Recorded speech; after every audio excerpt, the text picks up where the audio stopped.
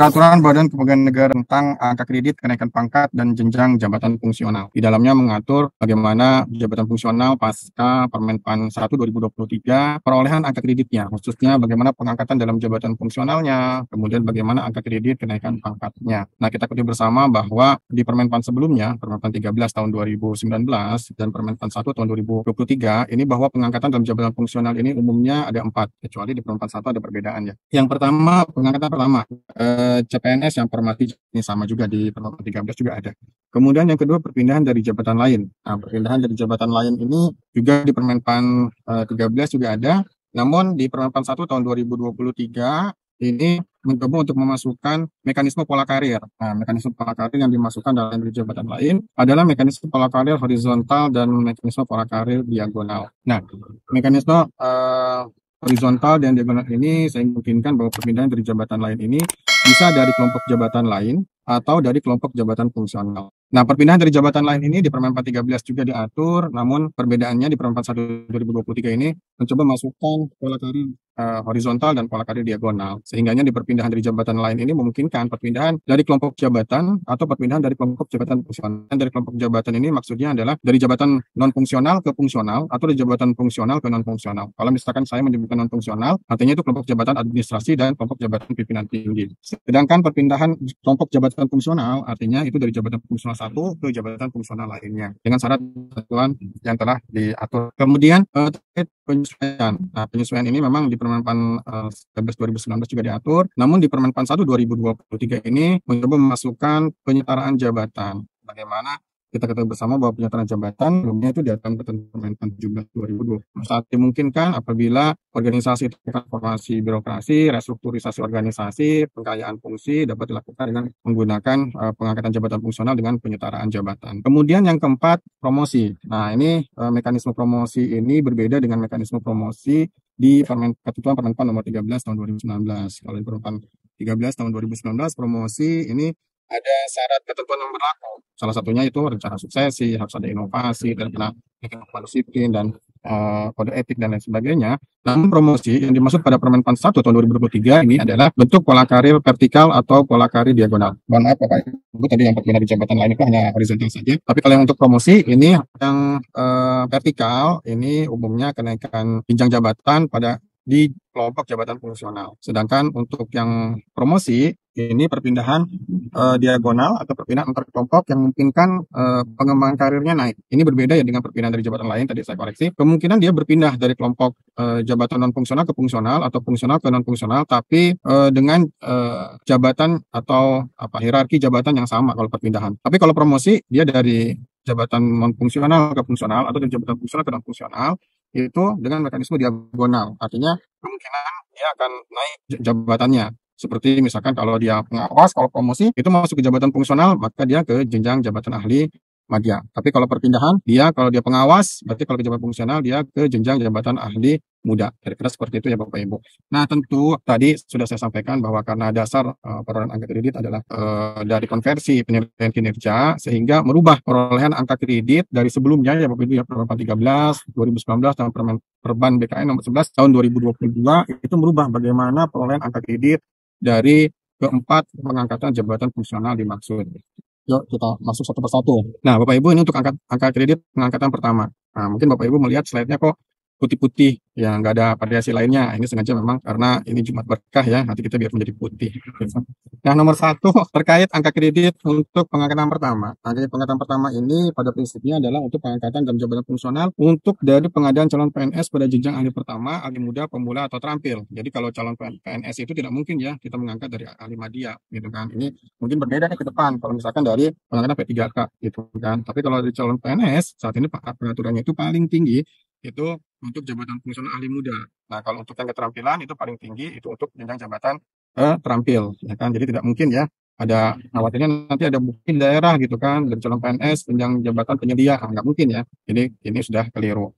Kemudian bagaimana perolehan angka kreditnya bagi yang calon PNS yang formasinya jabatan fungsional gitu kan, bahwa ketika calon PNS tersebut gitu kan melaksanakan tugas gitu kan sepanjang di ruang lingkup tugas jabatan fungsionalnya dalam masa kerja calon PNS-nya itu diperhitungkan angka kreditnya. Artinya nilai kinerja pada saat CPNS itu bisa diperhitungkan, itu bisa dikonversikan nanti ke predikat kinerja. Kapan dikonversikannya? Nanti setelah yang bersangkutan diangkat dalam jabatan fungsional. Jadi Bapak Ibu, untuk mempermudah pengangkatan jabatan fungsional dari calon PNS, maka ketika ketika calon PNS tersebut sudah disumpah dan diangkat janji menjadi PNS, maka Bapak Ibu pengelola kepegawaian ini jangan ragu-ragu untuk segera mengangkat calon PNS tersebut dalam jabatan fungsionalnya, dalam formasi jabatan fungsionalnya. Nah, setelah berkinerja, gitu kan, misalkan diangkat dalam jabatan fungsional berkinerja, nah boleh kinerja pada saat CPNS itu dihitungkan. Kalau misalkan dia baik, berarti dikonversikan menjadi 100% dikali ahli pertama, berarti angka kreditnya 12,5. Kemudian penilaian berikutnya ketika dia sudah duduk dalam jabatan fungsional. Nah, misalkan baik, 12,5 berarti dia sudah mendapatkan angka kredit 25. Kira-kira seperti itu, Bapak ya. Jadi jangan sampai ada alasan-alasan nih bagi pengelola kepegawaian untuk tidak mengangkat jabatan fungsionalnya lama-lama karena belum dihitungnya angka kreditnya. Jadi jangan ya. Jadi diangkat terlebih dahulu baru dinilaikan kinerja pada saat di calon PNS tersebut.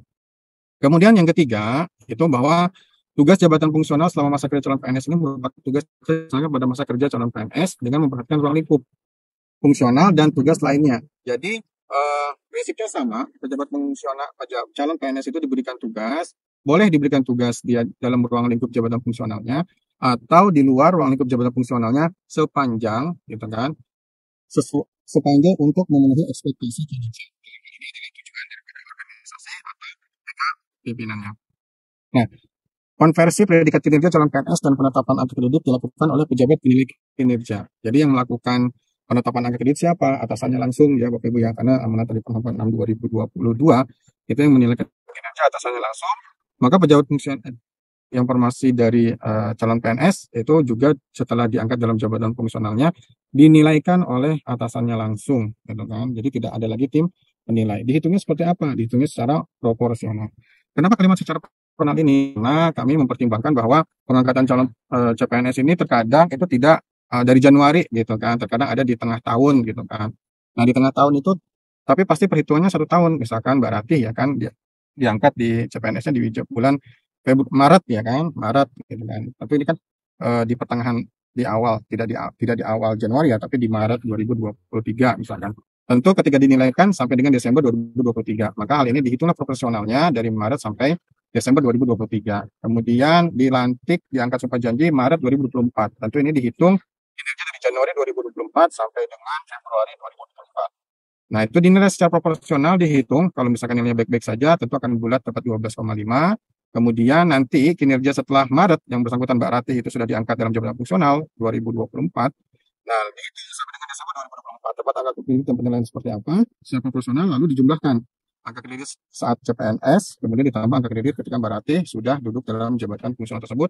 Kemudian dihitung terus kinerjanya tahun 2025 secara predikat kinerja dan seterusnya secara predikat kinerja. Kemudian predikat kinerja tersebut dikonversikan menjadi angka kredit.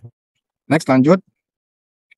Untuk angka kredit perpindahan dari jabatan lain. Nah, ini seperti apa gitu kan? Angka kredit perpindahan dari jabatan lain ini seperti apa? Kalau angka kredit untuk perpindahan dari jabatan lain, itu pada prinsipnya itu perpindahan dari jabatan lain seperti yang saya sampaikan, ini dilakukan dalam hal perpindahan kelompok jabatan fungsional atau perpindahan antar kelompok jabatan. Jadi saya sudah sampaikan ya Bapak Ibu ya.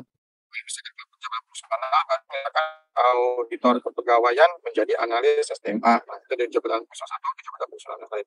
Tapi kalau misalkan permintaan untuk kelompok jabatan, misalkan berarti dari analis kinerja tadi pindah ke analis SDMA, berarti dari non fungsional berarti pindah ke jabatan fungsional, kira-kira seperti itu. Lalu bagaimana angka kredit yang diperoleh kalau misalkan dari perpindahan dalam kelompok jabatan fungsional? Nah, dalam peraturan BK nomor 3 tahun 2023.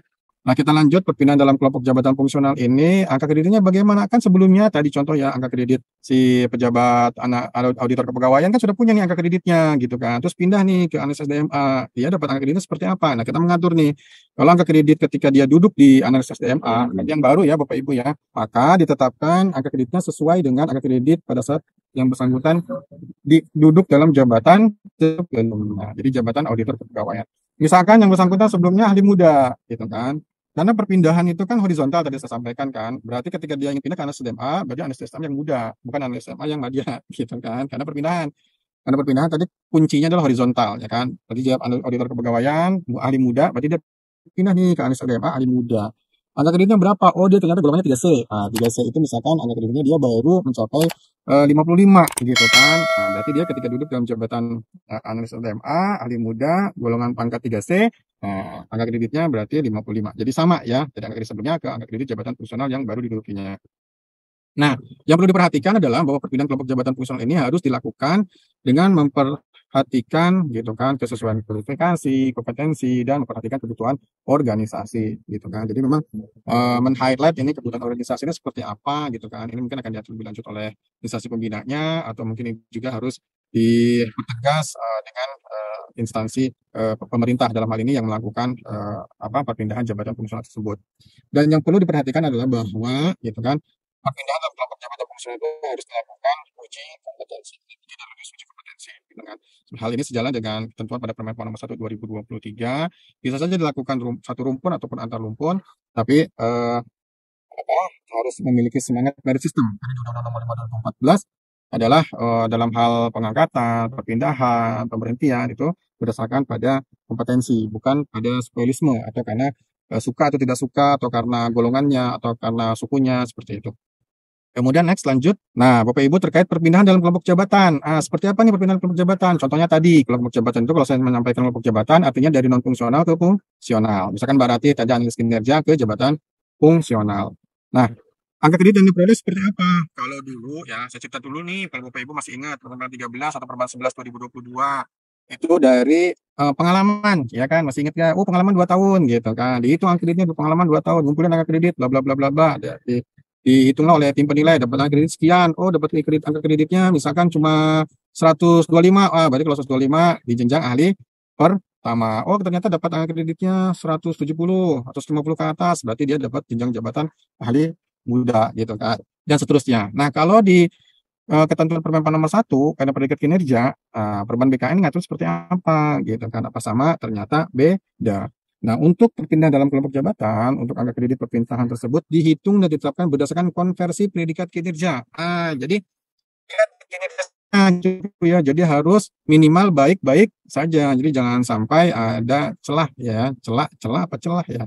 Jangan sampai ada celah gitu kan. Jangan sampai ada nilai kinerja yang jelek gitu kan. Nanti nggak bisa masuk persyaratan perpindahan gitu kan. Karena memang syaratnya baik-baik saja minimal gitu kan. Nah, pada prinsipnya memang kita mengatur mengapa sih gitu kan filosofi gitu kan harus dari predikat kinerja yang dimiliki sebelumnya gitu kan.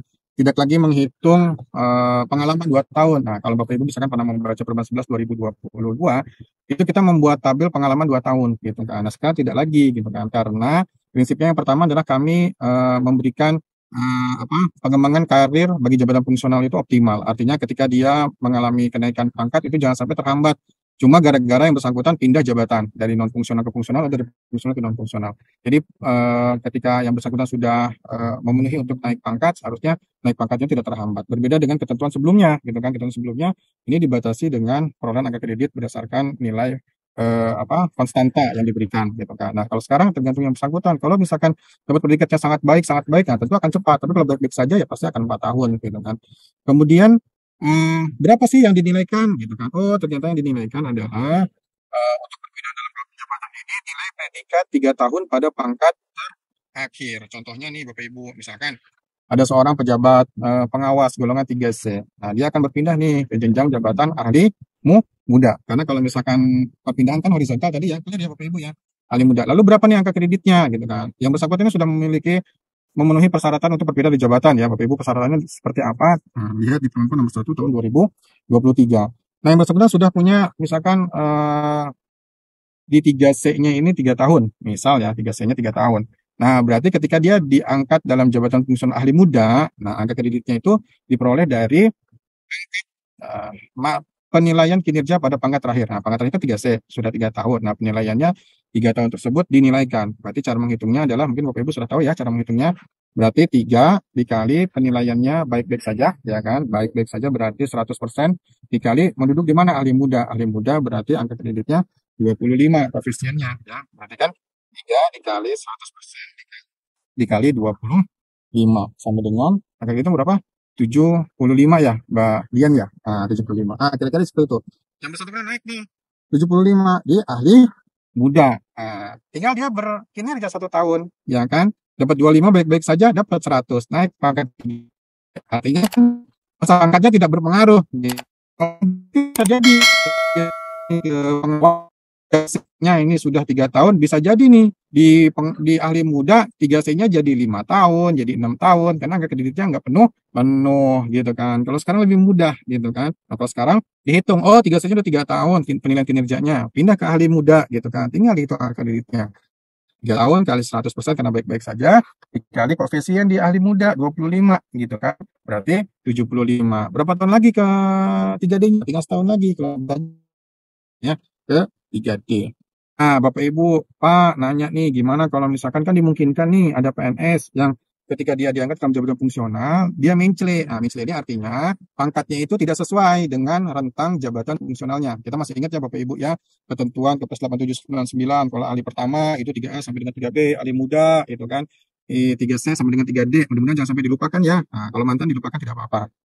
Nah, kalau misalkan ahli muda gitu kan dari pengawas, oh ternyata dia punya angka kreditnya 4, angka kreditnya. Jadi saya langsung karena senyum Mbak Dian, jadi saya langsung golongan uangnya 4A gitu kan. Dia diangkat nih ke ahli muda gitu kan. Lalu angka kreditnya berapa? Ah, angka kreditnya dikasih 200.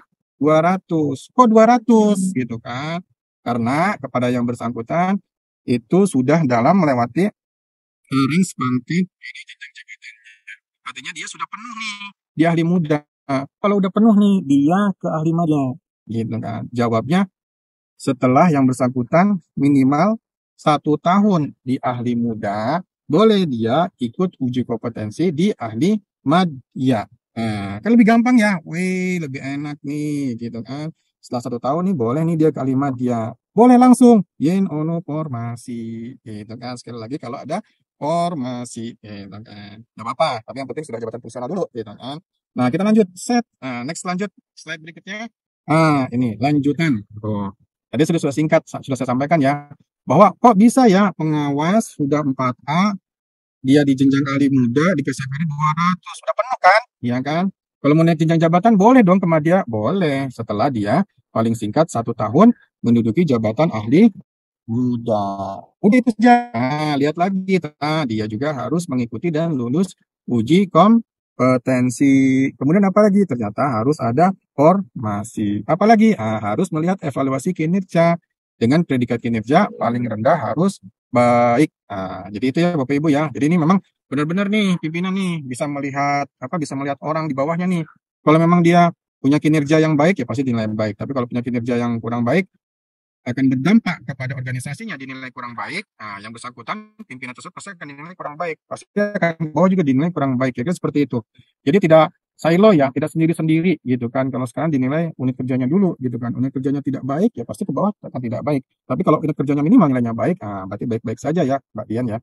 Nah, pemenuhan angka kredit bagi budget fungsional ini dihitung secara proporsional dari konversi predikat kinerja. Karena kita ketahui bersama bahwa pengangkatan dalam jabatan fungsional melalui perpindahan tentu ini beraneka ragam ya pengangkatannya. Maksudnya di waktunya, di bulannya, tidak di Januari, awal Januari semua ya.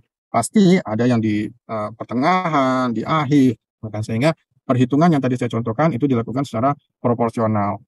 Nah, Pak Dadi, tadi itu proporsional-proporsional seperti itu, cara ngitungnya memang ada, gitu kan. Cara penghitungannya ada. Di mana ngitungnya? Di perban 1 ini nggak ada nih, saya lihat, saya baca, oh ternyata diatur lebih lanjut di perban BKN. Di mana tuh? Di slide berikutnya.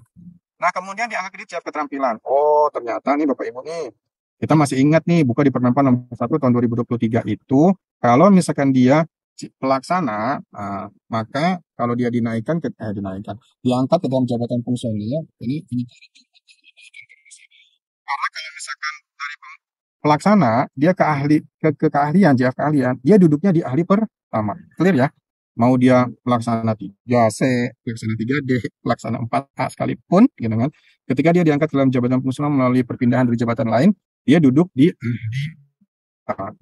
Nah, pertanyaannya lalu bagaimana tuh kalau dari pelaksana ke keterampilan gitu kan. Kan keterampilan banyak nih, ada pemula, ada terampil, ada mahir, ada penyelia. Nah, kira-kira yang pelaksana yang punya ijazahnya belum S1 gitu kan, dia kemana nih? Apakah ke pemula, apakah ke terampil, apakah ke mahir, apakah ke penyelia? Nah, kita mengatur lebih lanjut nih, bahwa untuk pengangkatan dalam jabatan fungsional ke JF keterampilan, itu jenjang jabatannya ditetapkan berdasarkan panggol yang dimiliki bersangkutan, PNS yang bersangkutan. Jadi kalau misalkan dia pelaksana 3A gitu, tentunya D3. Ya, maka ketika diangkat dalam jabatan fungsional keterampilan, jangan diangkat dalam JF keterampilan terampil, ya kan? Maka diangkatlah dalam jabatan fungsional. Kalau dia 3A ya, berarti ya 3A atau 3B, maka diangkat dalam JF keterampilan mahir, ya kan? Kalau dia 3C atau 3D, itu diangkat dalam JF keterampilan penyelian. Kira-kira seperti itu.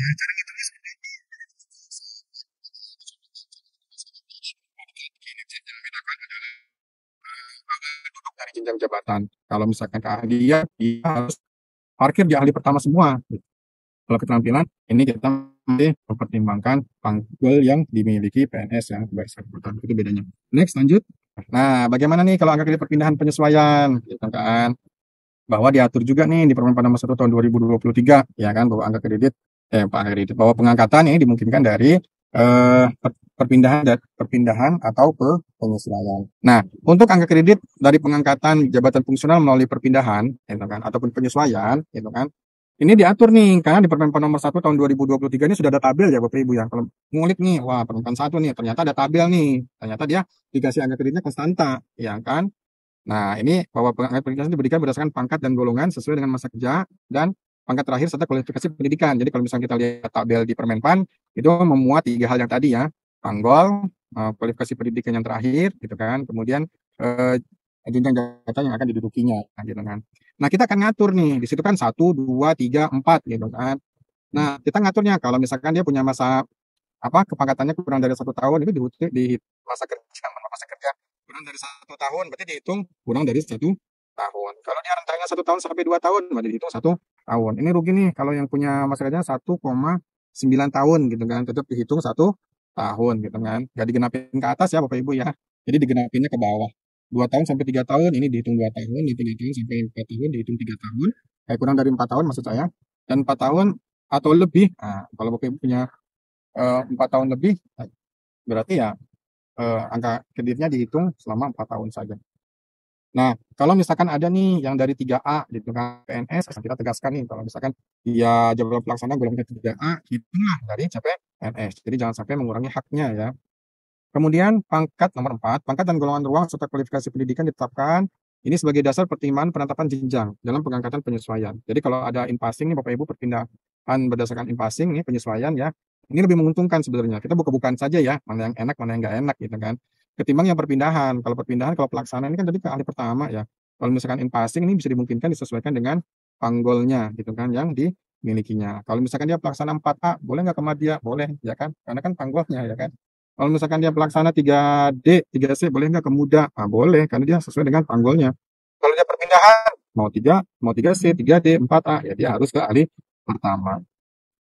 Dasar pertimbangan penetapan jenjang dalam pengangkatan penyesuaian dikecualikan bagi penyesuaian jabatan melalui penyetaraan jabatan. Nah, kalau penyetaraan jabatan nih Bapak Ibu nih ingat gitu kan, filosofinya Permenpan 17 2021. Kalau dia pengawas, berarti dia ahli muda. Kalau dia administrator, berarti dia ke Madya. Nah, kira-kira seperti itu ya Bapak Ibu ya. Jadi kalau untuk yang penyetaraan ini masih disamakan ya Bapak Ibu. Kemudian PNS yang diusulkan untuk pengangkatan melalui penyesuaian ini dapat dipertimbangkan kenaikan pangkatnya terlebih dahulu. Misalkan nih ada masa penyesuaian. Masa penyesuaian itu kalau misalkan kita lihat di Permenpan 1 2023 paling tidaknya ada 3 nih Bapak Ibu gitu kan. Yang 2 ini umumnya dilakukan penyesuaian. Kalau zaman dulu namanya in-passing. Apa tuh yang 2? Yang 2 itu yang pertama adalah ada perubahan nomenklatur. Jadi perluasan tugas jabatan fungsional sehingga dilakukan perubahan nomenklatur. Nah, umumnya ini dibuka masa in-passing, gitu kan. Atau yang kedua, adanya jabatan fungsional yang baru, gitu kan. Ini juga dibuka in-passing, gitu kan.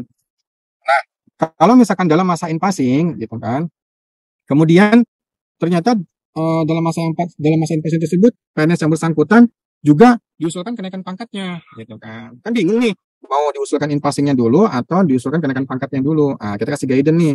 Kalau dimungkinkan masih dalam masa penyesuaian, maka diusulkan saja dulu kenaikan pangkatnya terlebih dahulu, gitu kan.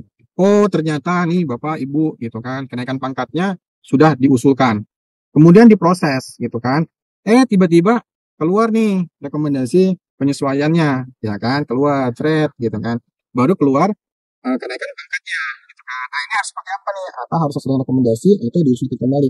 Nah, kalau masih dalam jenjang yang sama, berarti instansi pembina itu melakukan perbaikan karena jenjangnya sama. Contohnya, misalkan dia ahli muda, gitu kan sebelumnya 3C, gitu kan. Dia 3D naik nih, keluar rekomendasi kan 3C ahli muda, nah itu diperbaiki. Karena kompetensinya kan sama, masih jenjang ahli muda diperbaiki pangkatnya menjadi 3D. Nah, tapi kalau misalkan yang mengakibatkan perbedaan jenjang jabatan, berarti untuk yang hal tersebut ini dilakukan uji kompetensi kembali karena kompetensi di jenjang jabatannya akan berbeda. Contohnya, awalnya dia 3B, kemudian diusulkan kenaikan pangkatnya menjadi 3C. Keluar rekomendasinya ahli pertama 3B, ada udah 3C. Nah, berarti kan seharusnya kalau 3C dia di ahli muda ya, maka dilakukan rekomendasi lagi ke ahli muda gitu. Nah, ini dalam hal PNS telah ditetapkan rekomendasinya pangkat dan penyelesaian dan telah ditetapkan kenaikan pangkatnya. Instansi pembina menetapkan rekomendasi kembali berdasarkan pangkat dan golongan ruang terakhir yang ditetapkannya. Dan ini enaknya nih Bapak Ibu nih, untuk yang penyesuaian ini secara umum ya diatur dalam Permen nomor 1 tahun 2023 ini tidak dilakukan uji kompetensi ya, mohon maaf ya. Jadi terkadang memang kenapa tadi saya melakukan uji kompetensi lagi gitu kan, keceplosan saya ngomong ya. Karena ada di beberapa instansi pembina dulu sebelum Permen nomor 1 tahun 2023 ini keluar, itu tetap melakukan uji kompetensi sebagai apa? Untuk memastikan sebenarnya untuk memastikan kompetensi yang bersangkutan itu mumpuni untuk diangkat dalam jabatan fungsional tersebut. Jadi saya keceplosan tadi bilang uji kompetensi lagi gitu kan.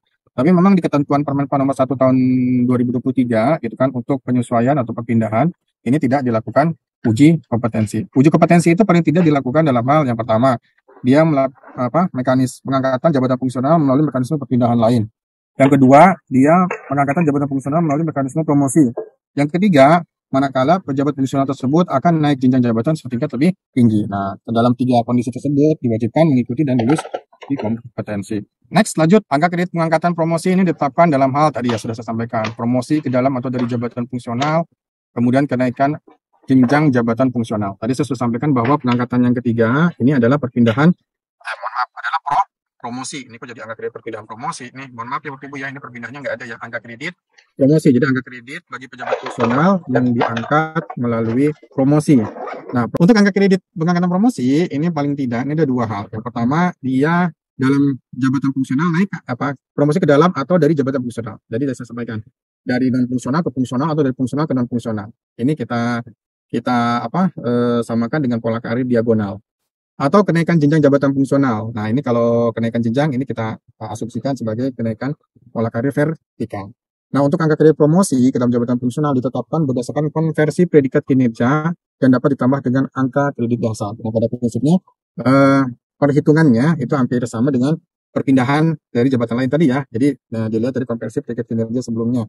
Cuma bedanya ini dari jenjang misalkan pengawas ke ahli madya. Pak, kok tahu dari pengawas ahli madya itu ada di mana? Itu ada di Permen nomor 1 tahun 2023 ya Bapak Ibu ya. Jadi kalau yang diagonal itu dari fungsional ke non fungsional, dari non fungsional ke fungsional itu seperti apa?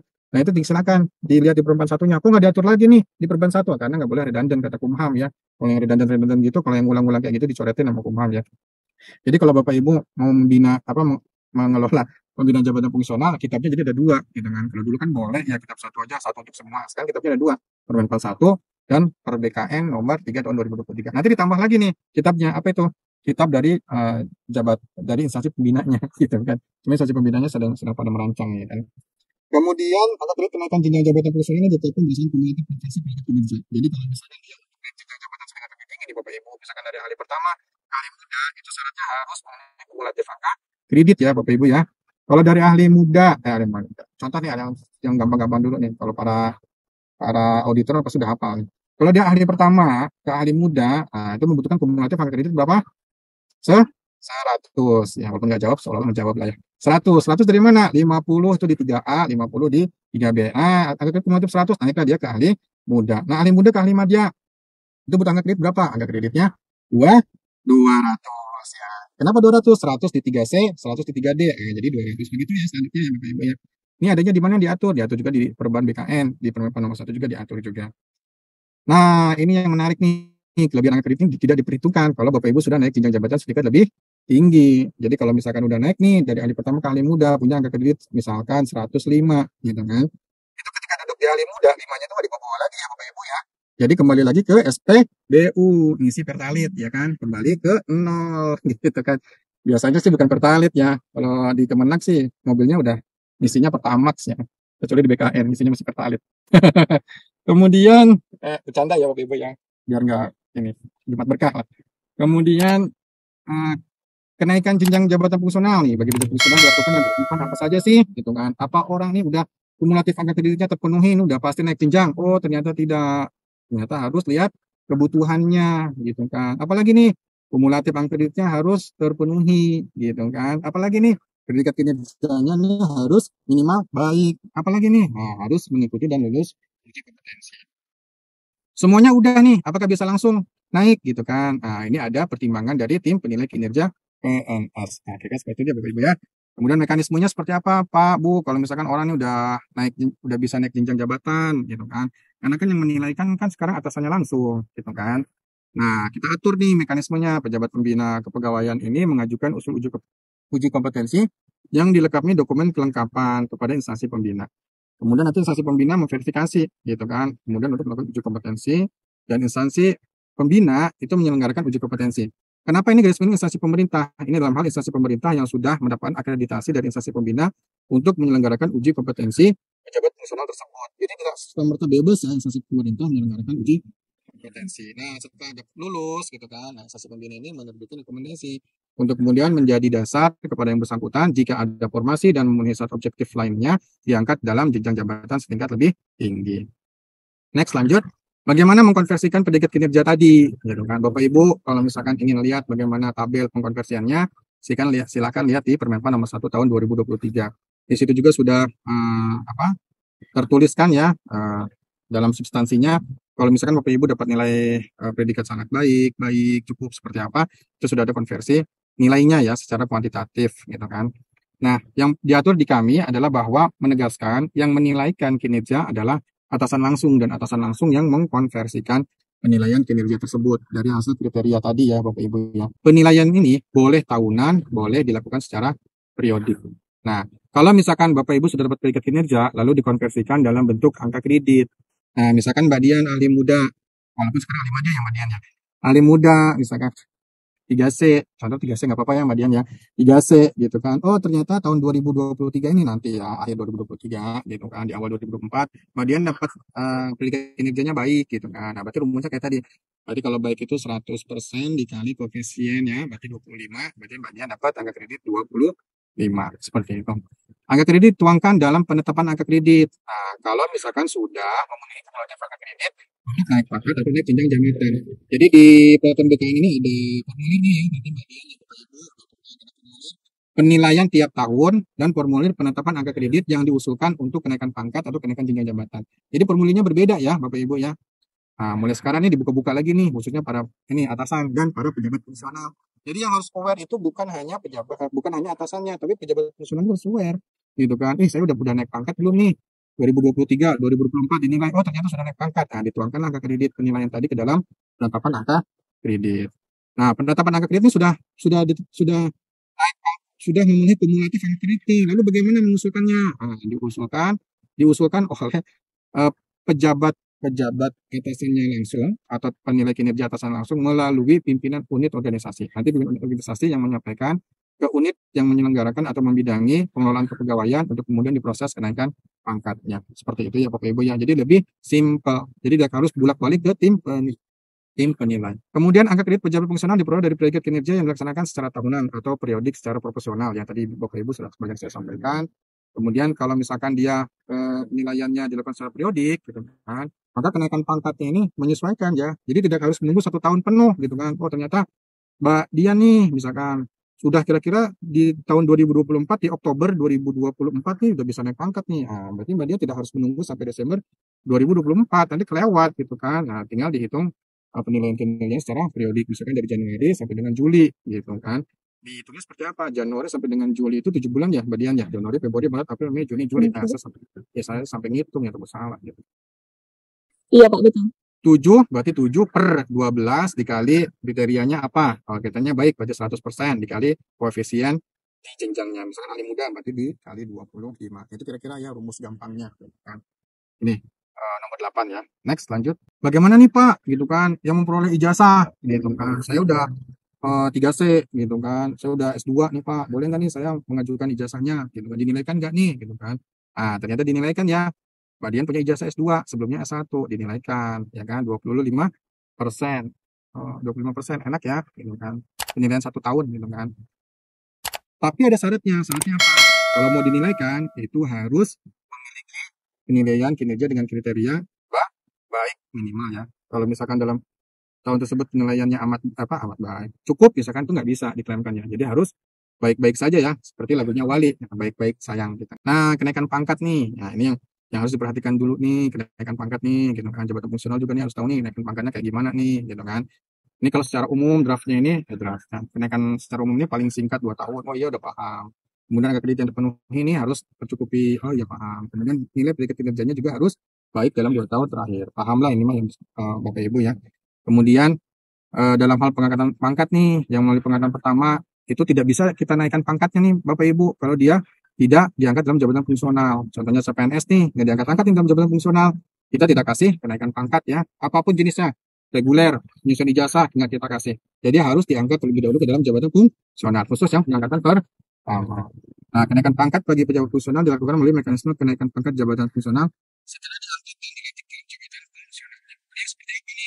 Jadi Bapak Ibu kalau misalkan ada kenaikan pangkat yang mengakibatkan kenaikan jenjang jabatan, gitu kan, maka ditetapkan terlebih dahulu jenjang jabatannya. Ya, misalkan Mbak Dian nih 3B mau ke 3C. 3C itu di ahli muda, berarti Mbak Dian harus aktifkan jenjang jabatan ke ahli muda terlebih dahulu. Baru dengan angka kredit yang sama diusulkan kenaikan pangkatnya. Jadi di KP itu pasti akan minta, gitu kan. Mana kenaikan jabatannya? Oh ada nih, jabatannya Mbak Dian dari ahli pertama jadi ahli muda. Ah, diproses lah. 3C. Kira-kira seperti itu ya Bapak Ibu ya, dipahami. Next, lanjut. Terus mekanisme kenaikan pangkat selanjutnya, gitu kan, seperti tadi yang saya sampaikan, gitu kan. Kalau misalkan dia sudah memenuhi angka yang memperoleh ijazah nih, gitu kan. Kalau misalkan yang bersangkutan sudah memenuhi mekanisme pengusulannya, gitu kan, berarti ya tinggal diusulkan saja setelah kalau sudah memenuhi angka kredit tadi. Lalu kalau yang penyesuaian yang sudah memperoleh ijazah yang tadi, ya lanjutannya, gitu kan. Maka ada 2 mekanisme nih Bapak Ibu, gitu kan. Kalau misalkan yang dia memiliki jabatan fungsional yang memiliki peningkatan pendidikan dan pangkat golongan 2, tapi dia masih pangkatnya paling rendah berdasarkan pendidikan dilaksanakan sebagai berikut. 1, pejabat penilai kinerja menilai angka kredit peroleh ijazah. Jadi sudah clear ya tadi yang 25% tadi. Kemudian kalau berdasarkan penilaian angka tersebut, kalau misalkan pejabat fungsional yang telah memenuhi angka tersebut, itu untuk kenaikan pangkat diusulkan oleh pejabat penilai kinerja melalui pimpinan unit kerja. Nah, udah clear lah ini mah ya. Yang kedua, pejabat fungsional yang belum memenuhi angka kredit untuk kenaikan pangkat dilakukan sebagai berikut. Yang pertama, pejabat fungsional yang belum memenuhi angka kredit untuk kenaikan pangkat diusulkan kenaikan pangkat penyesuaian ijazah ya oleh pejabat penilai kinerja melalui pimpinan unit kerja. Kemudian berdasarkan hasil kelulusan tersebut, gitu, pejabat penilai kinerja menetapkan perolehan angka kredit sebesar angka kredit kebutuhan untuk kenaikan pangkat. Dan yang ketiga, berdasarkan penetapan angka kredit tersebut dapat diajukan kenaikan pangkatnya. Ini bagi yang penyelesaian ijazahnya ini yang pangkat golongannya itu di bawah 3A ya Bapak Ibu ya. Misalkan nih ada pelaksana, mohon maaf ada JF keterampilan gitu kan, dia 2D. Jadi dia punya pangkat golongan di bawah 3A gitu kan. Dia punya ijazah S1 gitu kan. Maka kepada yang bersangkutan ada 2 mekanisme gitu kan. Intinya dari saat ini seperti ini. Kalau misalkan dia dinilaikan 25%-nya tadi gitu kan, telah memenuhi angka kredit untuk naik pangkat ke 3A, maka boleh dia pakai penilaian angka kredit dari ijazahnya. Nah, ini biasanya 2D-nya udah lebih daripada 3 tahun gitu kan. Kalau 2D itu kan untuk ke 3A khususnya untuk naik pangkat ke mahir gitu kan, angka kredit yang dipenuhi kan harus 60 ya. Misalkan dia sudah 55 angka kredit. Nah, ketika 25% dari 20 itu kan 5 ya, kurang lebih ya. Nah, dia sudah memenuhi nih, kumulatifnya di 60. Ah, boleh nih dia mengusulkan dengan mengklaim menilaikan angka kredit ijazahnya. Tapi kalau yang di bawah itu, misalkan ketika diklaimkan 25%, ternyata tidak mencukupi nih angka kreditnya 60 gitu kan. Maka kepada yang bersangkutan boleh gitu kan untuk dilakukan ujian penyesuaian ijazah. UPKP ya istilahnya kalau di kami gitu kan. UPKP kemudian lulus gitu kan. Lalu disesuaikanlah pangkat golongannya misalkan dari 2C menjadi 3A. Angka kredit yang diperoleh berapa? Disesuaikan, dipenuhi. Yang sebelumnya kurang dari 60 menjadi 60. Jadi yang sekarang ini Bapak Ibu disesuaikan dulu saja pangkat golongannya. Nanti setelah itu baru jenjang jabatannya kalau ada formasi. Next lanjut. Nah, ini juga sama tadi, pejabat fungsional yang telah menaikkan kredit bersama dengan kenaikan jenjang jabatannya dilakukan kenaikan jenjang jabatan terlebih dahulu dengan angka kredit yang sama diusulkan kenaikan pangkatnya. oh ternyata nih Bapak Ibu di peraturan BKN ini kita mengatur eh, pengembangan karir yang lebih menguntungkan ke jabatan fungsional. Kenapa? Gitu kan? Ini poin nomor 4. Karena tadi kita sudah sepakat, bagi pejabat fungsional yang naik pangkat mengakibatkan kenaikan jenjang jabatan, harus jenjang jabatan terlebih dahulu ditetapkan. Lalu bagaimana Pak? Kalau misalnya formasinya udah habis nih, udah penuh nih, saya mau naik nih ke Madya, gitu kan? Madyanya cuma formasinya 5, udah penuh lagi 5-5-nya, dan masih muda-muda lagi, gitu kan? Aduh, saya capek nih nunggunya, capek menunggu, gitu kan? Lalu bagaimana nih? Boleh nggak saya naik pangkat terlebih dahulu, gitu kan? Ke 4A dulu deh, gitu kan? Tapi jenjang jabatannya ahli muda, boleh nggak? Ternyata di Perban BK ini boleh, gitu kan? Wis, Perban BK ini sangat menguntungkan JFJ lah. Ternyata boleh nih ya naik ke 4A gitu kan. Jenjang jabatannya ya udah nantilah jenjang jabatannya kalau misalkan ada formasi, kalau ada kebutuhan baru boleh naik ke jenjang jabatan 5 dia. Tapi kalau belum ada ya sudah di ahli muda dulu gitu kan. Baru naik, tapi pangkatnya sudah dinaikkan ke 4A. Ada syaratnya nggak Pak? Oh ternyata syaratnya ada ya kan. Soal ketentuan yang berlaku tidak gratis gitu kan. Syaratnya apa aja? Nah ini tuh yang titik-titik itu. Yang pertama dia angka kreditnya harus dipenuhi ya. Jadi angka kreditnya tuh kuncinya tuh harus terpenuhi dulu gitu ya. Jangan belum terpenuhi sudah minta naik jenjang jabatan ya kan. Pak saya 4A nih udah lama nih naik jenjang jabatan dulu dong gitu kan. Cuma dia nggak bisa gitu kan. Harus terpenuhi dulu angka kreditnya gitu kan. Lalu apa? Uji kompetensi juga harus lulus gitu kan. Uji kompetensi yang mana nih Pak? Uji kompetensi naik jenjang jabatan. Tapi memang tidak ada formasi. Terus dilihat peta jabatannya gitu kan. Jadi melampirkan nih peta jabatan yang ada di unit organisasi ke biro KP gitu kan. Jadi melihat nih formasinya peta jabatannya. Benar apa enggak nih? Sudah penuh gitu kan.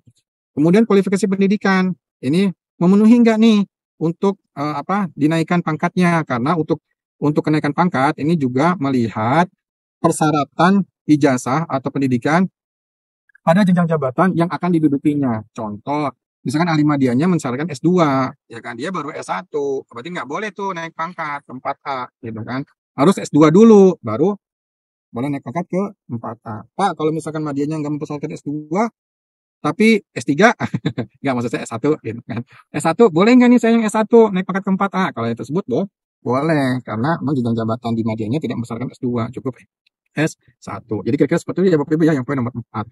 Memperhatikan kualifikasi pendidikan. Terus apa lagi Pak? Predikat kinerjanya itu paling rendah bernilai baik 2 tahun terakhir. Kemudian apa lagi Pak? Dia sudah menduduki pangkat terakhir 2 tahun gitu kan. Kemudian kenaikan pangkat sesuai dengan ketentuan peraturan perundang-undangan karena ada tim penilai kinerja PNS. Jadi ada lagi nih tim yang mempertimbangkan apakah yang bersangkutan dapat diusulkan kenaikan pangkat atau karena hal satu dan lainnya ini di pending. Kira-kira seperti itu ya Bapak Ibu. Kemudian kalau naik pangkat nih kelebihan angka kreditnya, boleh enggak nih ditabung? Boleh, ya kan? Karena kita amat sangat menghargai orang yang pintar menabung. Jadi boleh nih ditabung sepanjang masih jenjang jabatan yang sama. Kecuali kalau udah naik jenjang jabatan yang berbeda, sekitar lebih tinggi. Nah, kelebihan angka kreditnya tidak diperhitungkan. Next, lanjut. JF keterampilan yang memiliki S1. Nah, ini Bapak Ibu, ini tadi saya sudah panjang lebar ya, bagaimana JF keterampilan yang memang tidak, yang sudah memiliki S1 pada prinsipnya, bagi pejabat fungsional yang kategori keterampilan yang memiliki S1, ini dia disesuaikan terlebih dahulu pangkat golongannya ya, ketiga A, lalu baru untuk pengangkatan dalam jabatannya mengikuti mekanisme persyaratan kenaikan jabatan setingkat lebih tinggi. Yakni harus ada uji kompetensi, gitu. Harus melihat usia, dan lain sebagainya. Next, lanjut. Karena waktunya sudah lebih 5 menit. Next, lanjut. Nah, ini tugas belajar nih Bapak Ibu ya. Bagaimana kalau misalnya memang ada 6 kondisi nih jabatan fungsional diberhentikan. Kalau kita lihat di peringkat 1. Kondisi yang pertama, itu yang bersangkutan ini tidak memenuhi mengundurkan diri. Yang kedua adalah tugas belajar. Yang ketiga yang CLTN. Yang keempat yang diberhentikan sementara sebagai PNS. Yang kelima ditugaskan di luar jabatan fungsionalnya. Misalkan diangkat dalam JA ataupun JPT. Yang keenam itu tidak memenuhi standar kompetensi. Nah, bagi yang keempat ini ya, prinsipnya yang keempat yang selain pemberhentian karena pengunduran diri dan tidak memenuhi kompetensi itu boleh diangkat kembali gitu ya Bapak Ibu ya. Prinsipnya boleh melakukan mekanisme pengangkatan kembali. Khusus bagi untuk yang ditugaskan ke jabatan lain, itu misalnya ke JA ataupun ke JPT, kalau misalkan dia sudah berkarir pangkatnya gitu kan, pangkat golongannya, itu kan mekanismenya kalau pengangkatan kembali itu harus balik ke jenjang jabatan yang dulu ditinggalinya dengan angka kredit yang dulu ditinggalinya gitu kan. Tapi khusus ke jabatan lain, ini yang ke JA atau ke JPT, ini boleh dengan mekanisme tidak hanya kembali pengangkatan kembali, tapi boleh dengan mekanisme perpindahan dari jabatan lain. Jadi kalau misalkan dengan mekanisme perpindahan dimungkinkan gitu kan untuk disesuaikan pangkat golongannya dengan jenjang jabatannya. Misalkan kalau misalkan dia dulu meninggalkan JF-nya ahli pertama, kemudian dia ke pengawas, kemudian ke administrator, golongan 4D. Nah, kalau perpindahan kan dimungkinkan yang bersangkutan untuk uji kompetensi di ahli media ya. Kalau pengangkatan kembali, dia harus kembali lagi ke JF ahli pertama. Next, lanjut. Jadi Bapak Ibu nanti kalau misalkan angka kreditnya masih konvensional, ini diamanahkan nih, diingatkan nih, harus disesuaikan dulu integrasi sebelum nanti dikumulatifkan ke angka kredit konversi versi Permenpan nomor 1 tahun 2023. Bagaimana proses penyesuaian angka kredit dimaksud gitu kan? Nah, kita sudah ada aplikasi, namanya aplikasi disepakati. Bagaimana keuntungan dengan aplikasi disepakati? Salah satunya adalah ini sudah terintegrasi dengan SCASN. Baik instansi pemerintah, instansi pembina ini bisa memonitor, ya kan? Berapa saja jumlah jabatan fungsional yang sudah dilakukan penyesuaian angka kredit dimaksud. Nah, kira-kira seperti itu. Next, lanjut. Nah, ini kira-kira slide ini tunggu-tunggu Mbak Rati ya. Slide ini tunggu-tunggu Mbak Rati ini sebenarnya ini bukan oleh Bapak Ibu gitu kan. Karena di sini Mbak Rati akan memaparkan terkait penyesuaian angka kredit melalui aplikasi disepakati. Mungkin demikian Bapak Ibu yang dapat kami sampaikan. Mohon maaf berarti yang waktunya sudah diambil. Kami kembalikan lagi ke Mbak Dian. Terima kasih Bapak Ibu.